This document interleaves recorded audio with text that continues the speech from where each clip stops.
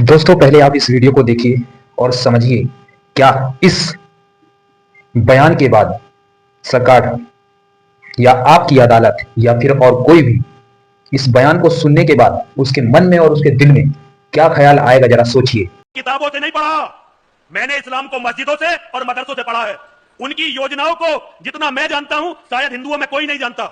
मैं आपको बताना चाहता हूं, आपके घर में पैदा होने वाली एक एक बेटी उनके निशाने पर है, आपका एक एक बेटा उनके निशाने पर है, आपका एक एक मकान, आपका एक एक फ्लैट, आपकी जमीनों का एक एक इंच टुकड़ा उनके निशानों पर है, आपका हर मठ, आपका हर मंदिर उनके निशाने पर है। और जिस दिन भारत का शासन उनके हाथ में आया, देखिए ये केवल 2029 में हो सकता है और कोई भगवान की अति कृपा हम पर हो गई, 2029 में भारत का प्रधानमंत्री मुसलमान नहीं बना। 34 में धरती की कोई भी ताकत इसे रोक नहीं सकेगी, अभी लिख के रख लो। आपकी अदालत में भी कहते हैं असुद्दीन ओवैसी को कि आप भड़काऊ भाषण देते हैं। अब आपने ये आवाज जो सुनी, इसे सुनने के बाद क्या लगता है, जरा गौर कीजिएगा और मुझे बताइए। दोस्तों मैं जानना चाहता हूं, इतने बड़े नेता अमित शाह, सोचिए इतने बड़े नेता, और पढ़े लिखे पता नहीं है नहीं है वो तो नहीं पता मुझे, इतने बड़े नेता के मुंह से हिंदू मुस्लिम का बयान लोग पूरे सभा के सामने दे रहे हैं और लोग बड़े गौर से सुन रहे हैं।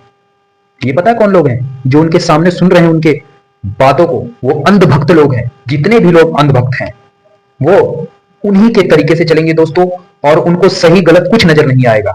तो दोस्तों मैं आपसे हाथ जोड़कर विनती करता हूं, जरा इस बयान को आप सुनकर सोचिए। जो ये बातें कह रहा है अमित शाह, इसको क्या लगता है, इस बातों से आपको क्या लगता है? ये वोट की भीख मांगने वाला जो बात की है इसने, ये तरीका है इसका, लोगों में भड़काना और हिंदू को अपनी तरफ लाना और वोट इकट्ठा करना और 2034 तक पूरा अपना राज चलाना। दोस्तों मैं कह रहा हूं आपको भूखा मार देगा।